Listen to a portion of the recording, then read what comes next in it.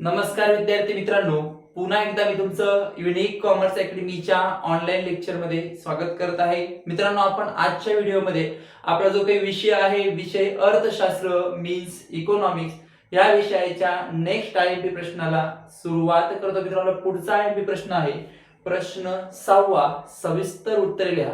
या प्रश्न मित्रांनो आपण आज जे काही आयएमपी प्रश्न आहे की जे तुमच्या एचएससी बोर्ड एक्झाम 2026 च्या आपल्या अर्थशास्त्राच्या पेपरमध्ये प्रश्न विचारले जाऊ शकतात, ते मित्रांनो आपण आजच्या व्हिडिओमध्ये समजून घेणार आहोत. पण त्याआधी मित्रांनो तुम्हाला छोटीशी विनंती आहे, तुम्ही जर चॅनलला नवीन असाल तर चॅनलला सबस्क्राइब करायला विसरू नका, बेल आयकॉनला प्रेस करायला विसरू नका, जेणेकरून येणाऱ्या व्हिडिओची नोटिफिकेशन तुम्हाला आधी बघता येईल. तुमची जर्नी 11वी पासून तर एमकॉम पर्यंत अशी सुरू राहणार आहे. आणि मित्रांनो, आपण मागील व्हिडिओमध्ये आपला जो काही प्रश्न 14 होता, खालील विधानाशी आपण सहमत आहात की नाही ते सहकारण स्पष्ट करा, या प्रश्नात जे काही महत्त्वाचे प्रश्न तसेच तो प्रश्न बोर्डाच्या पेपरमध्ये कशा पद्धतीचं उत्तर लिहायचं आहे ते आपण समजून घेतलं होतं.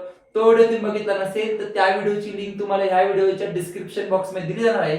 तसेच तुम्ही ह्या व्हिडिओच्या वरती आय बटन क्लिक करून तो व्हिडिओ बघू शकतात. आणि मित्रांनो, आता आपण आपला जो पुढचा प्रश्न आहे प्रश्न 6वा, सविस्तर उत्तर लिहा, समजून घ्या. आता मित्रांनो, आपण प्रश्न 4थ्या नंतर प्रश्न 5वा घ्यायला पाहिजे होता, पण डिरेक्टली आपण प्रश्न 6वा घेतोय. कारण जो प्रश्न 5वा जो आहे तर तो प्रश्न असा आहे, खालील आकृती तक्ता उतारा अभ्यासून विचारलेल्या प्रश्नाची उत्तर लिहा. मित्रांनो, हा प्रश्न एवढा सोपा आहे की तुमचे ते आताच ते मार्क्स फिक्स आहे, त्याच्यामुळे त्या प्रश्नाला आयएमपी प्रश्नाची गरज नाहीये. पॅसेज उतारा झाला तर उत्तर त्या उतार्यामध्ये जसं जसं तुम्ही इंग्लिश मध्ये उतारा असतो तर तुम्ही सारखे शब्द शोधतात, उत्तर लिहितात, तशाच पद्धतीने तुम्हाला त्याच्यामध्ये उत्तर लिहायचं असतं. आकृती दिलेली असेल तर आकृतीवर प्रश्न असतात, वक्र वगैरे दिलेले असतात ते तुम्हाला त्याच्यातून बघून लिहायचे असतात. मग त्याला मित्रांनो असं फारसं अभ्यासाची गरज नसते किंवा त्याच्यामध्ये स्पेशल आयएमपी प्रश्नाची गरज नसते. म्हणून आपण डायरेक्ट काय करतोय, 6वा प्रश्न घेतोय. आता 6वा जो प्रश्न आहे मुलांना तो आपला विषय अर्थशास्त्र मधला शेवटचा प्रश्न आहे. याच्यानंतर मित्रांनो आपल्याला प्रश्न नसतात. हा आपल्या 12वी बोर्डच्या प्रश्नपत्रिकेमधला शेवटचा प्रश्न आहे आणि सगळ्यात महत्त्वाचा प्रश्न आहे. या प्रश्नाला सर्वात जास्त मार्क्स आहे. समजून घेऊ आपण. प्रश्न 6वा, सविस्तर उत्तरे लिहा 3 पैकी 2. म्हणजे तुमच्या प्रश्नपत्रिकेमध्ये तुम्हाला 3 प्रश्न दिलेले असतील, तुम्हाला 2 प्रश्न लिहायचे आहेत आणि गुण आहे मुलांना 16. 2 प्रश्नांनी किती गुण आहे, 16. म्हणजे मुलांना जो एक प्रश्न तुम्हाला याच्यामध्ये लिहायचा आहे तो 8 मार्क्सला असणार आहे. किती मार्क्सला असणार आहे, 8. आता मुलांना तुम्हाला प्रत्येक वेळेस मी सांगत आलोय आणि याही वेळेस सांगतो की ज्या वेळेस आपण प्रश्न लिहायला सुरुवात करतो त्यावेळेस सुरुवातीला प्रश्न किती मार्काला आहे हे पहिले बघायचं असतं, त्यानंतर आपल्याला त्या प्रश्न उत्तर किती लिहायचं ठरत असतं. मग आधी प्रश्न किती मार्काला आहे हे पहिले समजून घ्यायचं, त्याच्यानंतर त्या प्रश्नाचं उत्तर किती लिहायचं ते निश्चित करायचं असतं. तुमचं प्रश्नाचं उत्तर किती लिहावं हे त्या प्रश्नाच्या मार्कावर अवलंबून असतं. त्याच्यामुळे पहिले प्रश्नाचे मार्क बघून घ्यायचे आणि मगच तो प्रश्न लिहायला सुरुवात करायची. तर समजून घेऊ आपण. मुलांना फक्त 6 प्रश्न आहे. 6 पैकी 3 प्रश्न 101% शुअरली तुमच्या पेपरमध्ये असतील, त्यापैकी तुम्हाला 2 लिहायचे आहे. मुलांना आपण मागील काही वर्षी सुद्धा आहे प्रश्न दिलेले आहे. तुम्हाला जर शंका वाटत असेल तुम्ही मागच्या प्रश्नपत्रिका आपल्या मागील व्हिडिओशी मॅच करून बघा, कंपॅरिझन करून बघा, तुमचा डाऊट हा क्लिअर 100% होईल. समजून घेऊ आपण. आता पहिला प्रश्न आहे, मागणीचा नियम गृहीतकासह ऑब्लिक अपवादासह स्पष्ट करा. पहिला प्रश्न काय आहे, मागणीचा नियम गृहीतकासह ऑब्लिक अपवादासह, म्हणजे दोन्हीपैकी कोणतं तरी एक विचारलं जातं. म्हणजे असं विचारलं जाईल मागणीचा नियम गृहीतकासह स्पष्ट करा किंवा असं विचारलं जाईल मागणीचा नियम अपवादासह स्पष्ट करा. या दोन्हीपैकी तुम्हाला एक प्रश्न येईल. त्याच्यात 2 नंबर आहे, मागणीच्या किंमत लवचिकतेचे प्रकार स्पष्ट करा. 2 नंबर काय आहे, मागणीच्या किंमत लवचिकतेचे प्रकार स्पष्ट करा.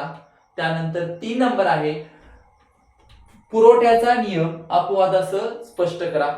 3 नंबर काय आहे, पुरवठ्याचा नियम अपवादासह स्पष्ट करा. त्यानंतर 4 नंबर आहे, निर्देशांक रचनेच्या पायऱ्या स्पष्ट करा. 4 नंबर काय आहे, निर्देशांक रचनेच्या पायऱ्या स्पष्ट करा. त्यानंतर 5 नंबर आहे, राष्ट्रीय उत्पन्न मापनातील तात्विक व व्यावहारिक अडचणी स्पष्ट करा. 5 नंबर काय आहे, राष्ट्रीय उत्पन्न मापनातील तात्विक व व्यावहारिक अडचणी स्पष्ट करा. आणि शेवटचं 6 नंबर आहे, सार्वजनिक खर्चात वाढ होण्याची कारणे स्पष्ट करा. 6 नंबरचं काय आहे, सार्वजनिक खर्चात वाढ होण्याची कारण स्पष्ट करा. आता मुलांना या 6 प्रश्नामध्ये 6वा जो प्रश्न आहे, आता हा प्रश्न तुम्हाला प्रश्न क्रमांक 3 आपण घेतला होता बघा. खालील प्रश्नाची उत्तरे लिहा, त्यामध्ये सुद्धा विचारला जाऊ शकतो. तिथे जर विचारलं तर 4 मार्काला प्रश्न असतो, 4च कारणाची काम अजून तुमचं सोपं होणार आहे. आणि जर इथं आला तर 8 मार्काच्या हिशोबाने तुम्हाला साधारण 6 ते 7 पॉईंट त्याच्यामध्ये लिहायचे असतात आणि 2 मार्काला तुम्हाला अर्थ व व्याख्या लिहायची असते. सविस्तर उत्तरे लिहामध्ये प्रश्नाच्या उत्तराची सुरुवात ही अर्थाने होते, त्याच्यामुळे डायरेक्ट प्रश्न सुरू करायचा नाही, मार्क मिळत नाही. पहिले अर्थ व्याख्या ही विचारलं जरी नसेल तरी तुमच्या पेपर मध्ये कंपल्सरी पाहिजे आणि त्याच नंतर तुम्ही जे मुख्य उत्तर आहे ते द्यायला सुरुवात करू शकता. जर तुम्हाला आउट ऑफ मार्क्स मिळवायचे असेल तर तुमच्या प्रश्नाची सुरुवात ही अर्थाने व्हायला पाहिजे. तर मुलांनो, आता आपण हे जे काही प्रश्न समजून घेतले, आता सगळ्यात जो पुढचा पार्ट असतो की प्रश्न समजले पण प्रश्नाचं उत्तर बोर्डाच्या पेपरमध्ये कशा पद्धतीने लिहायचं आहे ते मुलांना आता आपण समजून घ्या. तर मुलांनो, आता मी इथेच तुम्हाला एक पेज काढून दाखवणार आहे. एक आपण डेमो काही प्रश्न घेऊ. तर बघा मुलांनो, थोडंसं मी हे रफ केलं की आपल्याला पेजेससाठी जागा लागेल, त्याच्यामुळे आपण पहिलाच प्रश्न घेऊ. मागणीचा नियम गृहीतकासह ऑब्लिक अपवाद असं स्पष्ट करा. समजा उदाहरण घ्या, हे तुमचं आहे बोर्डाचं आन्सर शीटचं पेज. हे आहे तुमचं बोर्डाचं आन्सर शीटचं पेज. इथे एक मुलांना समास असतो, इथे वरती एक समास असतो, इथे असे चौकोनी बॉक्स केलेले असतात. हे चौकोनी जे बॉक्स केलेले असतात यामध्ये तुमचे पेपर चेक करणारे जे एक्झामिनर मॉनिटर असतील ते तुमचे त्या प्रश्नाचे मार्क्स इथे भरत असतात. त्याच्या इथे एक मोठा बॉक्स असतो, इथे दिलेलं असतं Q number means question number, इथे दिलेलं असतं क्र मीन्स प्रश्न क्रमांक. कितवा आहे प्रश्न क्रमांक? 6वा. आता आपल्याला एक बोर्डाची महत्त्वाची सूचना असते, नवीन प्रश्नाची सुरुवात नवीन पानावर करावी. नवीन प्रश्नाचे उत्तर सुरुवात कुठे करायची? नवीन पानावर. आता आपण नवीन पेज घेतलं, नवीन पानावर सुरुवात केली. आता तुम्ही प्रश्न लिहित नाही. आता 1 नंबर तुम्हाला प्रश्न येणारच आहे, आला ही तुमची प्रश्नाची लाईन असते, ती तुम्ही प्रश्न लिहित नाही. त्याच्यात तुम्ही असं एक एरो करता किंवा उत्तराचं नाव लिहिता, बरोबर. आता उत्तरामध्ये सुरुवात करताना तुम्हाला सुरुवात करायची असते त्याच्यामध्ये प्रस्तावना लिहिली. प्रस्तावना साधारण 2-3 ओळी तुम्ही प्रस्तावना लिहा. ही प्रस्तावना लिहिली. प्रस्तावना नंतर अर्थ, तो 2 ओळी लिहिला. त्याच्यानंतर मी येतो नियम, म्हणजे जो मागणीचा नियम आहे तो नियम साधारण 2-3 ओळी. त्याच्यानंतर पुढचा भाग येतो तो म्हणजे तक्ता. तक्त्यामध्ये तुम्ही लिहितात ना नग आणि मागणी किती आली किलो मध्ये. तक्ता तुम्हाला करायचा असतो तो साधारणतः हा तक्ता आहे, आपण असं धरूयात, हा तुमचा तक्ता आहे. तक्ता केल्यानंतर आता हे पहिलं पेज झालं, तुम्हाला दुसरं पेज ऑटोमॅटिक समजणार आहे. त्याच्यानंतर दुसऱ्या पेजवर तक्ता केला तुम्ही. तक्ता केल्यानंतर दुसऱ्या पेजवर पहिले तुमच्याला तक्त्याचे स्पष्टीकरण. तक्त्यामध्ये काय करायचं? स्पष्टीकरण करताना पहिला नगसंख्या 1 असताना नगसंख्या शेवटची नगसंख्या घ्यायची, त्याच्यावर स्पष्टीकरण करायचं 4 ओळी. त्याच्यानंतर येतं आकृती. त्याच्यानंतर काय येतं? आकृती. आकृतीनंतर येतं आकृतीचं स्पष्टीकरण. आकृतीनंतर काय येतं? आकृतीचे स्पष्टीकरण. आणि आकृतीच्या स्पष्टीकरणानंतर पुढचा भाग येतो अपवाद किंवा गृहीतक, जे काही तुम्हाला विचारलेलं असेल ते. आता 8 मार्काचा प्रश्न आहे मुलांनो. 8 मार्कामध्ये गृहीतक किंवा अपवाद जे येतील ते 3 मार्काला असतात. किती मार्काला असतात? 3. मग आता 8 मधून 3 गेले, उरले किती? 5. 5 मार्काला तुम्हाला असा का ड्राफ्ट असतो. 5 + 3 किती झाले तुमचे? 8. असा 8 मार्काचा हा प्रश्न असतो. म्हणजे 5 मार्कामध्ये तुम्हाला काय येणार? प्रस्तावना, अर्थ, नियम, तक्ता, तक्त्याचे स्पष्टीकरण, आकृती, आकृतीचे स्पष्टीकरण हे 5 मार्काला असतं.